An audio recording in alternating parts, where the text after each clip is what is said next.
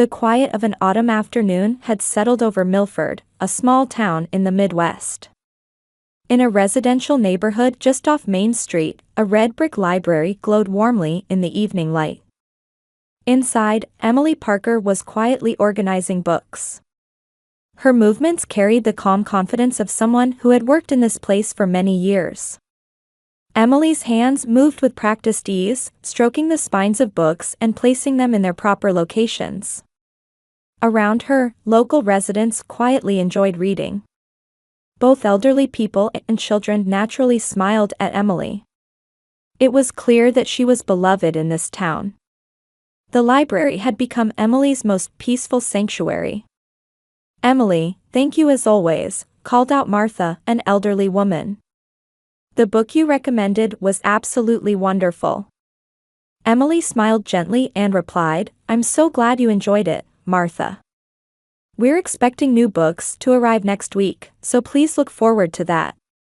When the clock struck 5 in the afternoon, Emily closed the library and headed home. The Parker house was located in a residential area about a 10-minute drive from the town center. Thanks to the success of her father Robert's construction company, the family enjoyed a comfortable middle-class lifestyle. The two-story house with white siding and a blue roof seemed like the epitome of a typical American home. As she opened the front door, she could hear her mother Linda's voice from the kitchen. "Welcome home, Emily. Dinner will be ready shortly." "I'm home, Mom," Emily replied, but there was a certain distance in her voice. She walked through the living room and headed upstairs to her room. Robert was sitting on the sofa watching the local news. He seemed aware of his daughter's return, but they didn't exchange greetings. "Emmy, something interesting happened at the beauty salon today," her sister Sarah called out as she rushed up the stairs. Sarah worked as a popular hairstylist in town and was always bright and sociable. In contrast to Emily, she had good relationships with the family and had grown up receiving special affection from their parents. "What happened?" Emily asked dutifully. "I mastered a new coloring technique. It looks like I'll have lots of new customers starting next month. Mom and Dad are so pleased too." Sarah's eyes sparkled. Emily smiled, but her expression seemed a bit lonely. She had felt like an outsider in her own family for a long time. She knew that her profession as a librarian was seen as having little value by her family. When dinner time arrived, the family of 4 gathered around the dining table. Robert talked about events at the construction site, Linda chatted about neighborhood gossip, and Sarah enthusiastically shared success stories from the beauty salon. Emily quietly continued eating, occasionally nodding in response. "Emily, why don't you share something?" Linda asked. However, her tone didn't sound genuinely interested. "Nothing particularly noteworthy happened," Emily replied modestly. "It was just another peaceful day." "Well, I suppose every day at the library is pretty much the same," Robert muttered with disinterest. The conversation returned to Sarah's topics, and Emily retreated back into silence.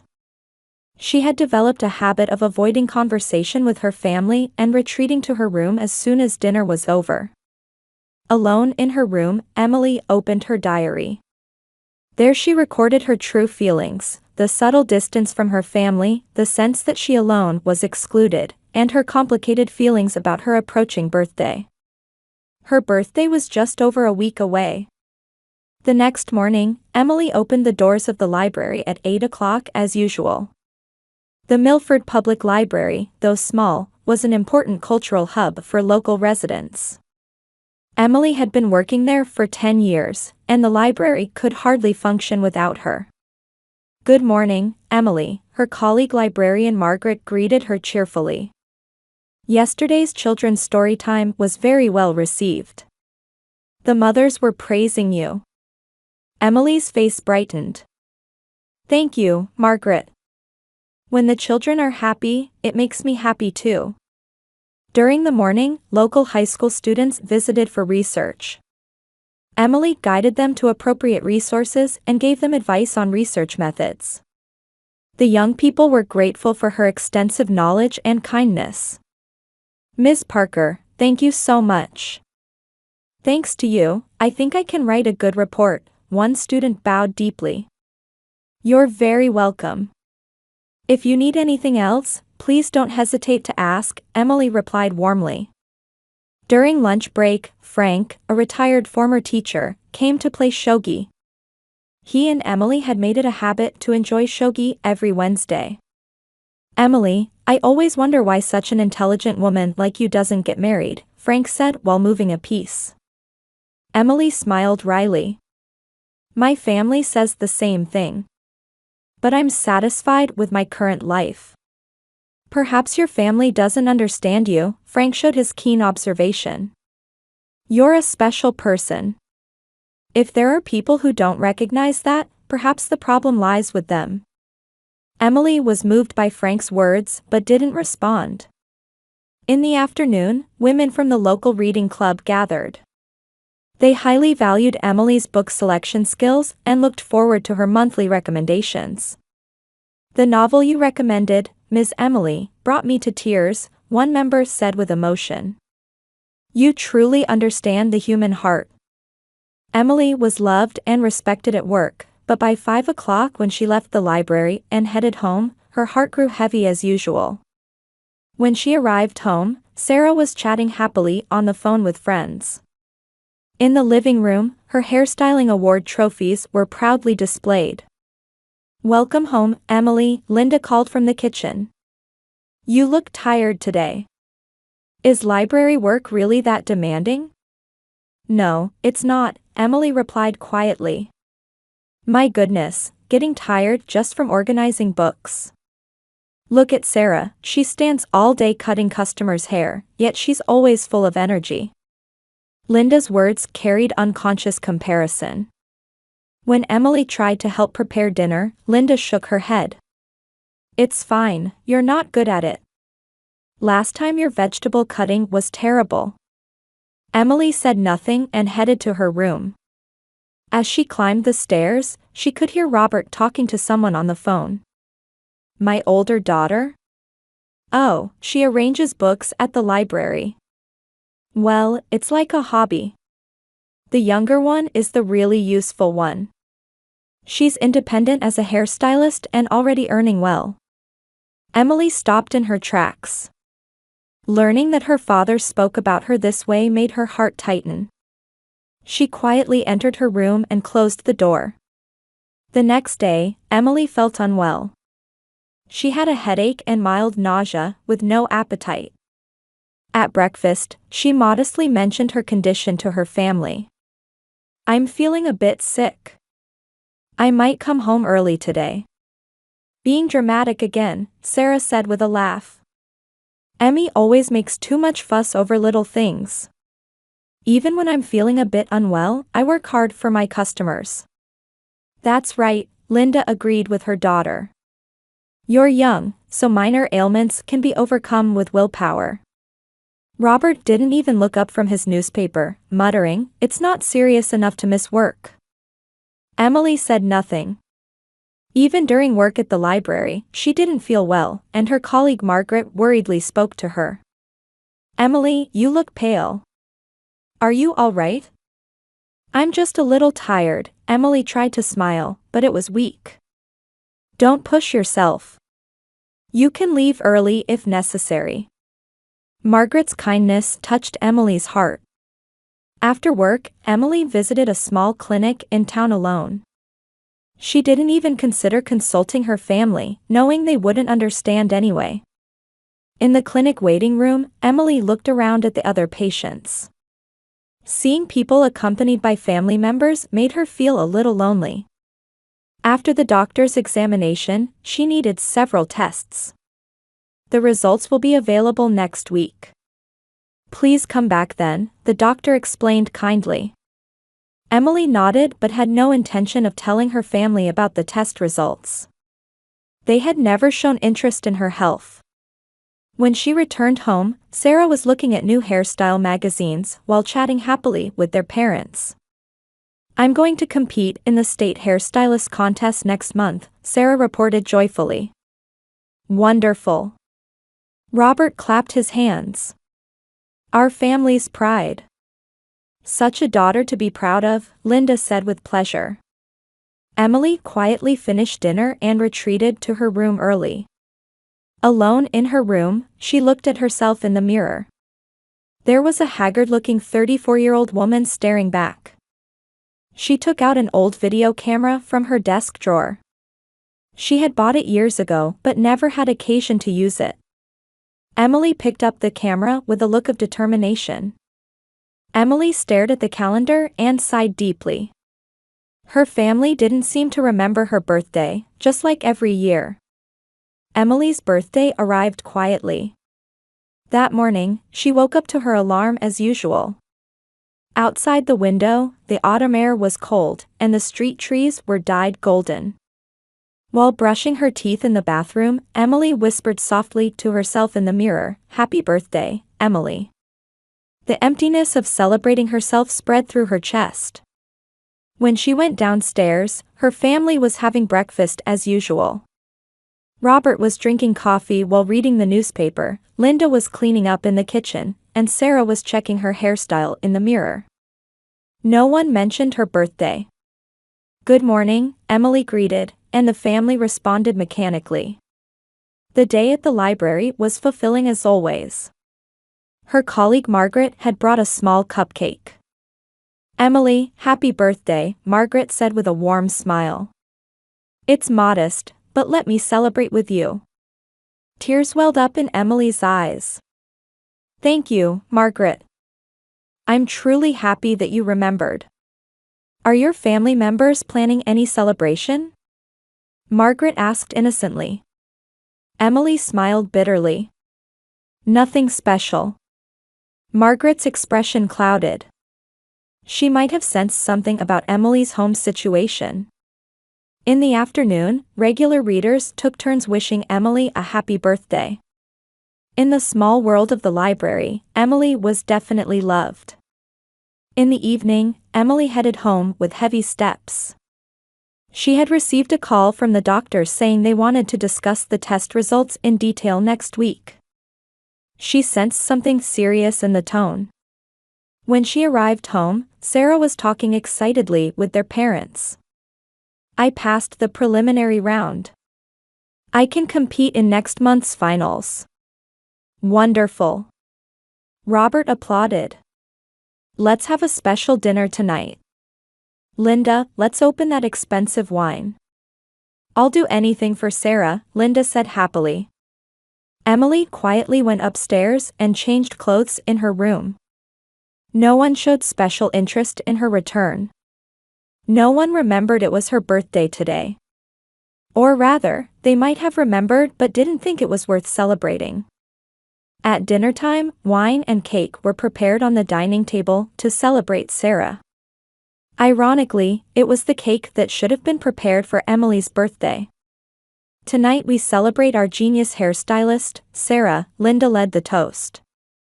"Sarah is truly talented," Robert said proudly. "In contrast, Emily is." His gaze turned to Emily. There was coldness in his eyes that could be called contempt. Emily should be more realistic by now. At 34, just arranging books at the library is pathetic. Emily continued eating quietly, but intense emotions were swirling inside her.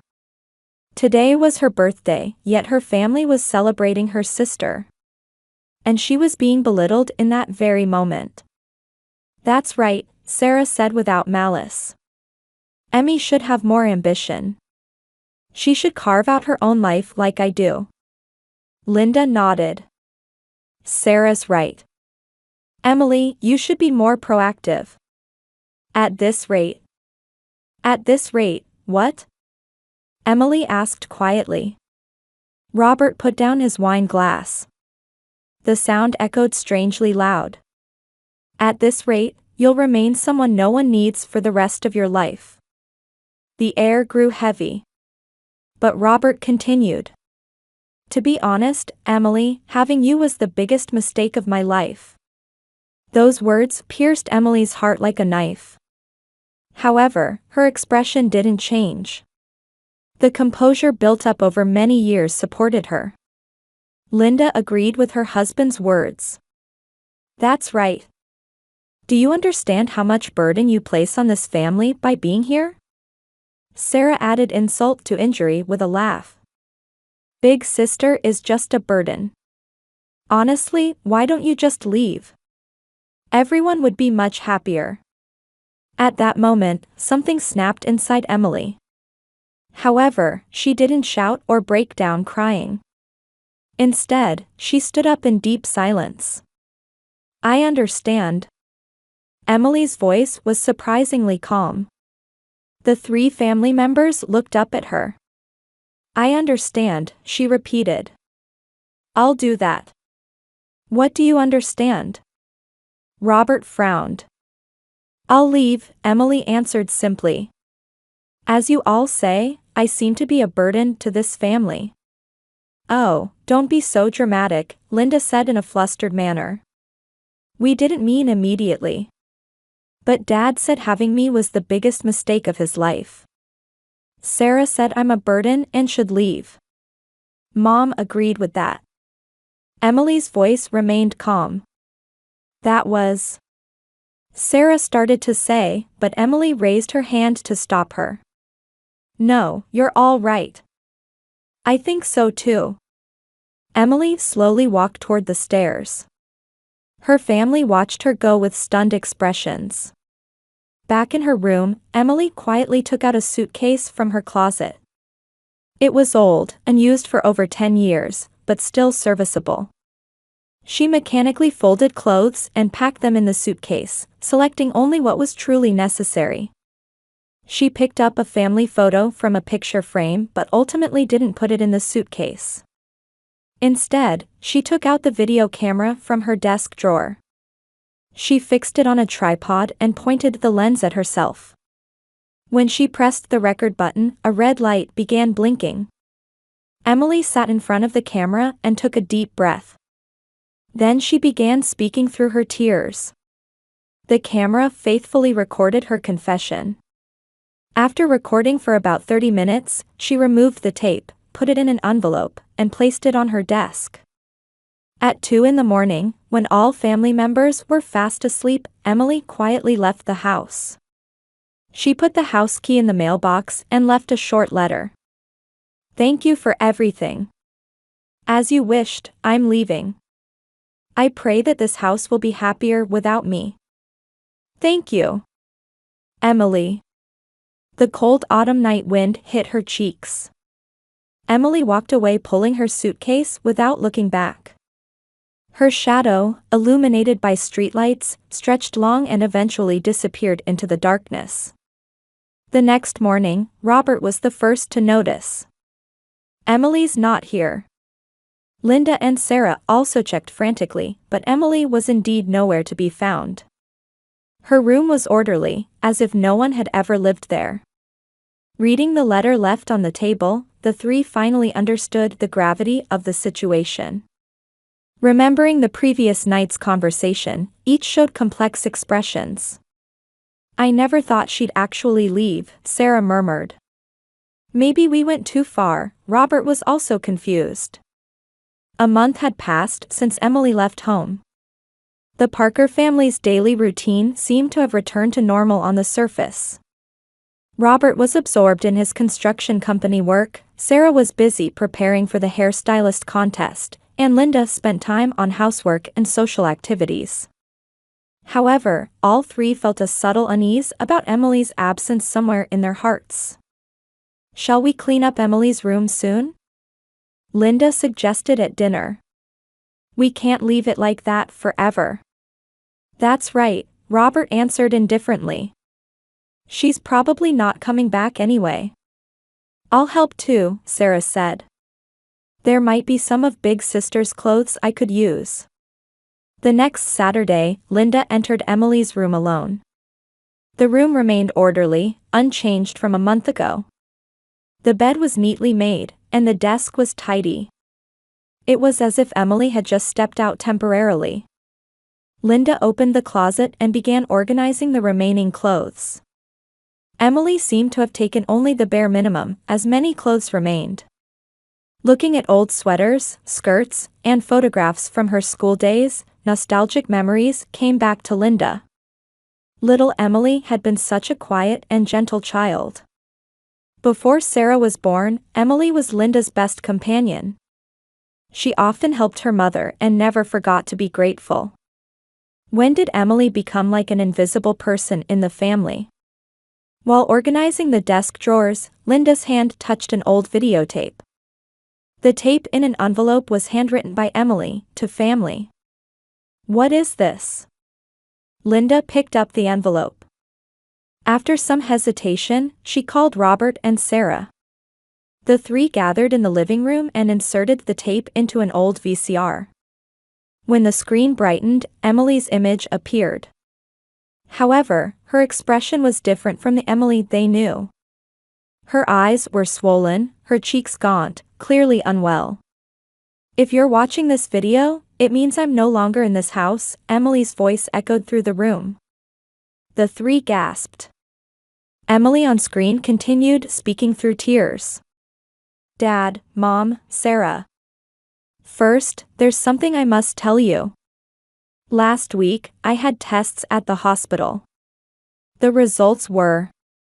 Emily's voice trembled. Terminal pancreatic cancer. The prognosis is 6 months at most. Linda's hand covered her mouth. Robert leaned forward, and Sarah almost stood up from her chair. Why did I keep quiet? Emily continued. Because I didn't want to worry you. And because I didn't want to spend my final time in family conflicts or pity. On screen, Emily tried to smile while wiping away tears. But hearing your words at tonight's dinner, I've made up my mind. I was indeed a burden to all of you. So, for the last time, I'll do as you wish. Robert's face turned pale. He was remembering the words he had said, having you was the biggest mistake of my life. Now he was beginning to understand how much those words had hurt his daughter. But there's something I absolutely must tell you at the end, Emily's voice became gentle. I love all of you. I remember Dad carrying me on his back walking through the park, Mom nursing me when I had a fever, and Sarah sleeping on my lap when she was little. Tears began flowing down Linda's cheeks. During my 10 years working at the library, I met many people. They all taught me the importance of family bonds. That's why I wanted to say thank you to my family at the end. Emily stood up from her chair and approached the camera. Dad, you were strict, but you taught me responsibility and diligence. Mom, you taught me the importance of kindness and compassion. Sarah, you showed me the courage to pursue dreams. Sarah began crying aloud. Big sister. If I could be reborn, I'd want to be your family again. Next time, I'll try harder to be a better daughter and better sister. Emily's voice became hoarse. Finally, I have a request for all of you. Please cherish each other. I only understood how precious it is to be family when I became ill. Tomorrow isn't guaranteed. So please treasure this moment. Emily on screen bowed deeply to the camera. Thank you so much. I was happy to live as your daughter and big sister. Please take care of yourselves.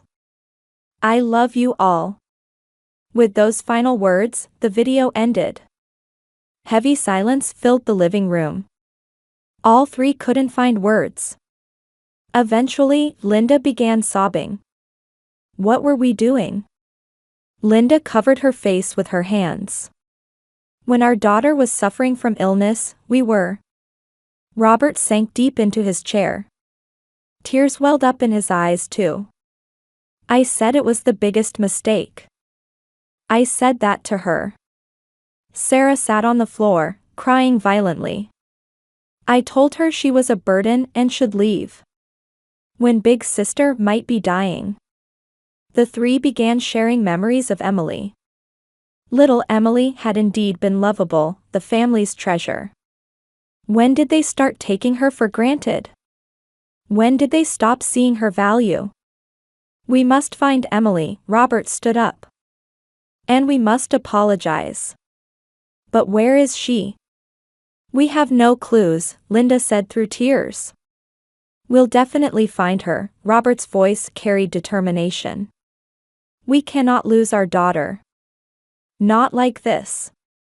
The three talked through the night about ways to search for Emily. They listed every possible place: hospitals, friends, former colleagues. The next morning, they began a desperate search. However, Emily seemed to have vanished without a trace. A week passed, then 2 weeks. Anxiety and regret weighed more heavily on their hearts each day. The videotape was replayed many times, and each viewing brought deep pain to the three. For the first time, they began to understand how precious Emily had been. After 3 weeks of desperate searching, the Parker family finally located Emily. A social worker at the State General Hospital had contacted them. Emily had been using a false name, but Margaret, her colleague from the library, had happened to see her and contacted the family. The sound of 3 sets of footsteps echoed through the hospital corridor.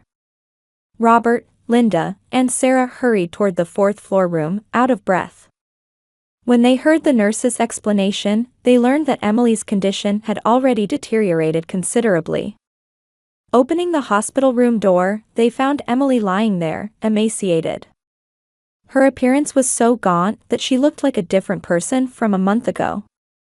The three were speechless. Emily, Linda called her daughter's name with a trembling voice. Emily slowly opened her eyes. Seeing her family's faces, she smiled faintly. You came, Emily's voice was weak but warm. Robert rushed to his daughter's bedside and knelt down. Emily, forgive me. I was the worst father. His voice shook with tears. We watched the video. Linda also took her daughter's hand. We finally understood how much you loved us. Sarah collapsed, crying at her sister's pillow. Big sister, I'm sorry. What horrible things I said. Calling you a burden. Emily touched her family with her weak hand. It's all right now. Just having you all here is enough. Why didn't you tell us? Robert asked painfully. We could have supported you. I wanted to spend the final time loving each other, Emily answered quietly. Not in conflict or pity, but as a real family. For the next several days, all 3 members of the Parker family stayed at the hospital with Emily. They took turns holding Emily's hand, sharing old stories, and expressing their love. Emily listened to her family's words with a peaceful expression. Dad, Mom, Sarah, on the final night, Emily looked at her family and said, I'm glad we became a real family. The next morning, Emily quietly passed away. It was a peaceful end, watched over by her 3 family members. People from all over town gathered for the funeral. Library users, former colleagues, and local residents shared memories of Emily. The 3 Parker family members learned for the first time how many people had loved Emily. After Emily's death, the family changed greatly. Robert revised his company's management policies and introduced systems that valued employees' time with their families. Linda began volunteer work visiting lonely elderly people in the community. Sarah, as a hairstylist, began providing free services to people in need. 1 year later, in autumn, the 3 Parker family members stood before Emily's grave. The headstone was engraved, "Beloved daughter and sister, Emily Parker, forever in our hearts." Emily, we won't forget the true love you taught us, Robert spoke to the headstone. Thanks to you, we were able to become a real family, Linda said while placing flowers. Big sister, I will become someone who treasures people, just like you, Sarah vowed through tears. The autumn wind blew through the cemetery, and from the direction of the library Emily had loved, came a sound like pages of books being turned. The three joined hands and quietly vowed to walk into their new lives with gratitude for their daughter and sister. Emily had taught her family in the end that love is not something you realize after losing it, but something you express in this very moment.